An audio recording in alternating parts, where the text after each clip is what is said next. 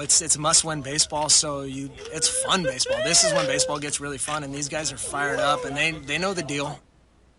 Yeah, must-win ball with the season coming to its most important stretch. Welcome to sports. The Yuma Criminals baseball has not reached the state playoffs since the 2015-16 season, but now they find themselves right there in the mix of the 4A Skyline region with a state plan in their sights. So here we go. It's going to take some big wins down the stretch. Coach Nick Johnson and the Crims looking for the season sweep over Moon Valley at Doanfield. Bottom one run in already for the Crims. Xander Serna pops this one up, and what should be end the inning, but hold on, that ball drops. 2 runs come in. That score did not even touch a glove, so you can chalk that up as a infield double for Serna in the box score. Next batter, Antonio Huerta Irbalejo rips this delivery in the right for a hit. Serna comes around to score. The Crims put up 4 in the first. Now Juan Lugo taking the hill with a nice lead early. 2 outs. He gets the batter to swing at this breaking pitch in the dirt. The throw down. The first is in time. 2 scoreless innings from Lugo to get things going. Bottom half of the second, Justin Bounce takes this pitch to the opposite direction. That's through for a little base hit as Lugo comes around from third in to score. Bounce's second RBI single of the day as the Crims add on to their lead by 5. An inning later, Jaime Ruelas takes a hack, sends it right back to where it came from. A screamer to center for a leadoff hit, and then it's Lugo again helping himself out. A base hit here through the left side. Ruelas chugs around from second to score to extend that Criminal lead.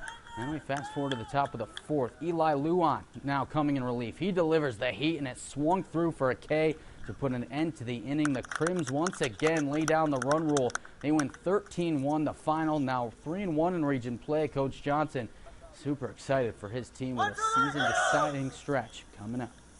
We came out, we beat the ball around the yard, and then the score dictated what we did at the plate, and it was fantastic win. It was quality for us.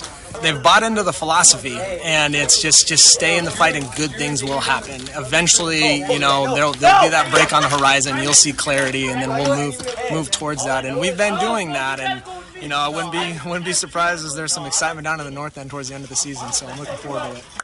Some excitement on the north end. The Crims are back at home tomorrow in the first of a home-and-home away series with Greenway, who they are tied with in second, followed by a home-and-home with Thunderbird, who sits at the top of the region. So big stretch coming up. Meanwhile, we shift across state lines to the Imperial Valley, where the latest division realignments have been revealed for the CIF San Diego section. We start with boys basketball. One of the best stories of the latest season, the Imperial Tigers hoops team, fresh off their Division 4 title, will be making the automatic jump from Division 4 up to 4 to Division 3 after a 20-win season and a Desert League title and a CIF title in her pocket. A good chunk of cast and crew will return as well, including at least 4 starters, but they aren't alone to jump up to Division 3. The Vincent Memorial Scots also moving up despite the disappointing end to their season after being upset in the second round as the top seed in Division 4. Both teams will be joining the Central Spartans in Division 3. The Spartans named the preseason number 3 seed heading in. Other notable boys hoops changes: Calexico dropping from 1 division from 1 to 2. Holtville and Southwest each dropping from D4 to D5. Meanwhile, big movement in Division 3 in girls hoops as well. Division 4 champs, the Palo Verde Yellow Jackets, with the automatic jump up a division alongside with the team they beat in the CIF title game, the Central Lady Spartans, with preseason ranks of number 7 and 8. Vincent Memorial also moving from D3 to D4. No other big changes across the board.